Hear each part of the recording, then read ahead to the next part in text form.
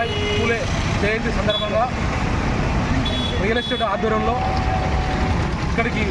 Real estate జిల్లా గౌరవ సలహాదారుడు రేవంత్ కిషన్ నాయక్ గారు, జిల్లా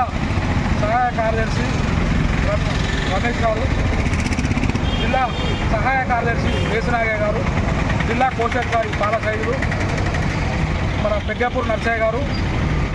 పట్టణ ఉపాధ్యక్షుడు ఖమ్మంపాటి అంజయ్య గౌడ్ గారు, మారుతి గారు ఇక్కడ చాలామంది ఇక్కడికి రావడం జరిగింది. ఈరోజు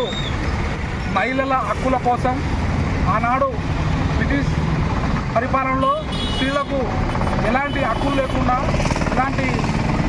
స్త్రీలను అట్టడుగు ఇంటి నుంచి ఇంటికే పరిమితమైనట్టు వారికి సామాజిక నైపుణ్యత, సమాజంలో గుర్తింపు, సమాజంలో గౌరవం, ఇవన్నీ సొసైటీలో గౌరవం రావాలంటే ఆనాడు సావిత్రిబాయి పూలే గారు భారతదేశంలో మొట్టమొదటిగా ఉపాధ్యాయులుగా ఒక భారతదేశానికి ఒక చరిత్రను స్థాపించి ఆమె యొక్క స్త్రీల యొక్క హక్కుల కోసం,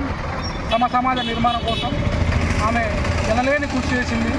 ఆ కృషి ఫలితంగానే ఈనాడు సమాజంలో ప్రతి ఒక్కరు స్త్రీలు అన్ని ఉద్యోగాల్లో కానీ, అన్ని అవకాశాల్లో కానీ,